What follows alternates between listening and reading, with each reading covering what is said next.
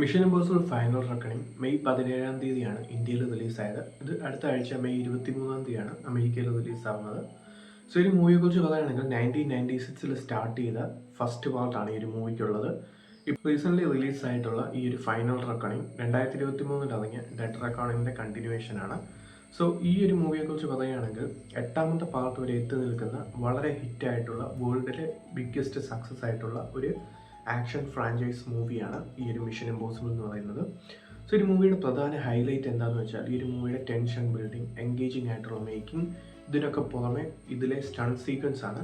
കാരണം സ്റ്റോറിയിൽ അങ്ങനെ പുതുമയൊന്നും കാര്യമായിട്ട് വരാറില്ല.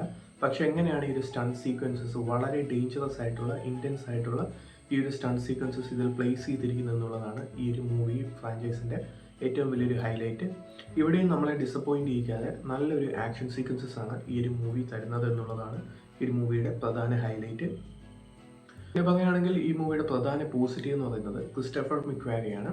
സോ ഒരു ടോം ക്രൂസിൻ്റെയും ക്രിസ്റ്റഫർ മിക്വാരിയുടെയും കോംബോ സ്റ്റാർട്ട് ചെയ്യുന്നത് 2013 ജാക്ക് റീച്ചറിൽ തൊട്ടാണ്.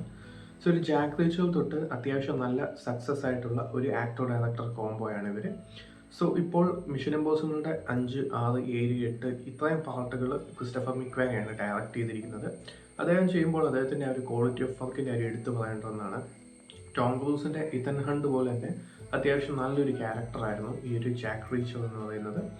സോ അദ്ദേഹത്തിൻ്റെ ആ ഒരു ക്യാരക്ടർ റൈറ്റിംഗ് ആണെങ്കിലും അതിൽ ആ ഒരു എൻഗേജിങ് ആയിട്ടുള്ള ഒരു മേക്കിംഗ് ആണ് ഈ ഒരു മൂവിയുടെയും ഹൈലൈറ്റ്. ആ ഒരു ടെൻഷൻ ബിൽഡിംഗ് ആണെങ്കിലും ആ ഒരു 3 മണിക്കൂറൊക്കെ ഈ ഒരു സ്റ്റണ്ട് സീക്വൻസസ് പ്ലേസ് ചെയ്തിരിക്കുന്ന രീതിയാണെങ്കിലും എല്ലാം തന്നെ അത്യാവശ്യം നല്ല രീതിയിൽ വർക്കൗട്ട് ആയിട്ടുണ്ട് എന്നുള്ളതാണ് ഈ ഒരു സിനിമയുടെ ആദ്യത്തെ പോസിറ്റീവ്. പിന്നെ ഇതുപോലത്തെ സിനിമകൾ ഹെവിലി റിലേ ചെയ്തിരിക്കുന്നത് ആക്ടേഴ്സിൻ്റെ പെർഫോമൻസിലാണ്.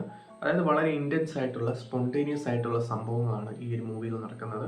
അതുകൊണ്ട് തന്നെ ആ ഒരു പെർഫോമൻസ് ആണ് ഈ മൂവിയിൽ ഏറ്റവും ഇമ്പോർട്ടൻറ്റ്. ടോം ക്രൂസിൻ്റെ ഒക്കെ ഇൻറ്റൻസ് സീക്വൻസസിലെ പെർഫോമൻസ് ഒക്കെ എടുത്തു പറയേണ്ട ഒന്നാണ്. അതാണ് ഈ ഒരു മൂവിയുടെ ഏറ്റവും വലിയൊരു പോസിറ്റീവ്. അതല്ലാതെ തന്നെ ഹെയ്ലി ഓട്ട്വെൽ ആണെങ്കിലും സൈമൺ പെക്ക് ആണെങ്കിലും ബാക്കി മിക്ക ആക്ടേഴ്സ് ആണെങ്കിലും അത്യാവശ്യം നല്ല രീതിയിലാണ് പെർഫോം ചെയ്തിരിക്കുന്നത്. സോ ഒരു 1996 മൂവി തൊട്ട് എടുത്തു നോക്കുകയാണെങ്കിൽ ഈ ഒരു മൂവിയിൽ ആ ഒരു അത്രയും പാർട്സിലുള്ള കുറേ ക്യാരക്ടേഴ്സ് വന്നു പോകുന്നുണ്ട്. അതുകൊണ്ട് തന്നെ ഒരു നൊസ്റ്റാലജിക് ഫീൽ ക്രിയേറ്റ് ചെയ്യാൻ പറ്റിയിട്ടുണ്ട് എന്നുള്ളതാണ് ഈ ഒരു മൂവിയുടെ വേറൊരു പോസിറ്റീവ്. പിന്നെ പറയുകയാണെങ്കിൽ ഈ ടോം ക്രൂസ് സ്പെഷ്യലൈസ് ചെയ്തിരിക്കുന്ന ആ ഒരു ഡേഞ്ചറസ് സ്റ്റൺസ് കാണാൻ വേണ്ടിയാണ് ആ ഒരു ഓഡിയൻസ് തിയേറ്ററിൽ പോകുന്നത്. സോ അവർ ഒട്ടും ഡിസപ്പോയിൻറ്റ് ചെയ്യാതെ ആ ഒരു പോയ ആ ഒരു വർത്ത് നമുക്ക് തോന്നിക്കുന്ന രീതിയിലാണ് ആ ഒരു സ്റ്റണ്ട് സീക്വൻസസ് വന്നിരിക്കുന്നത് എന്നുള്ളതാണ് ഒരു മൂവിയുടെ ഏറ്റവും വലിയൊരു ഹൈലൈറ്റ്. പിന്നെ പറയുകയാണെങ്കിൽ വേൾഡ്സ് ബിഗ്ഗസ്റ്റ് ആക്ഷൻ ഹീറോ എന്ന് ഇപ്പോഴും ടോം ക്രൂസിനെ എന്തുകൊണ്ടാണ് വിളിക്കുന്നത് എന്നുള്ളത് തെളിയിക്കുന്ന ഒരു മൂവി കൂടിയാണ് ഫൈനൽ റെക്കണിംഗ്. സോ ആ ഒരു സ്റ്റണ്ട് സീക്വൻസ് പ്ലേസ് ചെയ്തിരിക്കുന്ന രീതി, ആ ഒരു ടെൻഷൻ അടിപ്പിക്കുന്ന രീതി ഒക്കെ തന്നെ നല്ല രീതിയിൽ വർക്കൗട്ട് ആയിട്ടുണ്ട് എന്നുള്ളതാണ് ഫൈനൽ റെക്കണിങ്ങിൻ്റെ ഒരു സ്പെഷ്യാലിറ്റി. സോ ഈ ഒരു മൂവിയെക്കുറിച്ച് പിന്നെ പറയുകയാണെങ്കിൽ ഈ മൂവിയുടെ വില്ലനായിട്ട് വന്നിരിക്കുന്നത് ഇസായ് മൊറാലിസ് ആണ്. സോ അദ്ദേഹത്തിൻ്റെ പെർഫോമൻസ് ബാക്കിയുള്ള ഫ്രാഞ്ചൈസിൽ, അതായത് ബാക്കിയുള്ള പാർട്സിലുള്ള ആക്ടേഴ്സിൻ്റെ അത്രയും ഇമ്പാക്റ്റ് ഉണ്ടാക്കാൻ സാധിച്ചിട്ടില്ല എന്നുള്ളതാണ് ഈ ഒരു മൂവിയുടെ ഒരു നെഗറ്റീവായിട്ട് തോന്നിയത്.